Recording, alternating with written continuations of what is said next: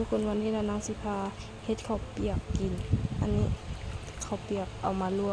วกสุกแล้วก็สิตักใส่ถ้วยแบบนี้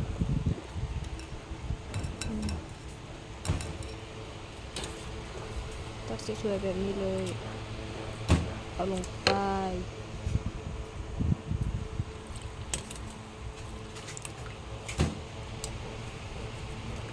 นี่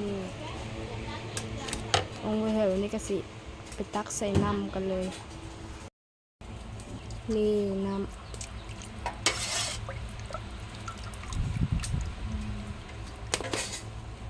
ตักอย่างใส่ก็สิเป็นประมาณนี้เดียวแล้วนางสิใส่กระเทียมเจียวลงไปทุกคนใส่ไปประมาณนี้นะให้มันหอมให้มันแซ่บมันบ่มีผักบัวเจียวผักหอมแดงเจียวบ่มีก็เลยใส่กระเทียมแทนแล้วก็ตามด้วยผักหอมทุกคนแบบนี้แหละนี่ไผเคยกินคอมเมนต์บอกละนางเด้อทุกคนเด้อก็คืออยู่บ้านละนางเอิ้นว่าเขาเปียกแต่ว่าทางฝั่งไทยน่าสิเอิ้นว่าก๋วยจับประมาณนี้แหละเนาะสิมาปรุงตอนแรกก็ต้องใส่ซอสเนาะซอสมะเขือเทศนั่นเองทุกคนตัวที่2ใส่มะเขือจ้าใส่พริกป่นนั่นเองจ้ะทุกคน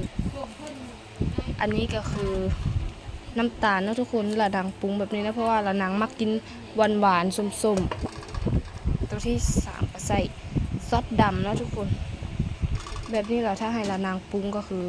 จัดเต็มแบบนี้แหละทุกคนแล้วก็ต้องน้ำปลานะทุกคนใส่หลายนะเพราะว่าน้ำมันจาง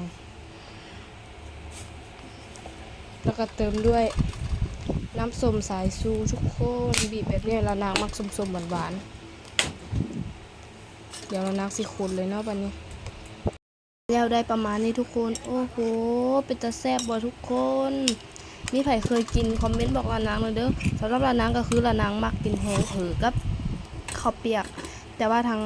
ฝั่งไทยน่าจะเอิ้นว่าก๋วยจับกับก๋วยเตี๋ยวเด้อทุกคนนี่จ้าละนางก็สิใส่ลูกชิ้นน้ำเนาะลูกชิ้นปลาทุกคนเดี๋ยวละนางขอตัวไปกินก่อนเด้อทุกคนเด้อ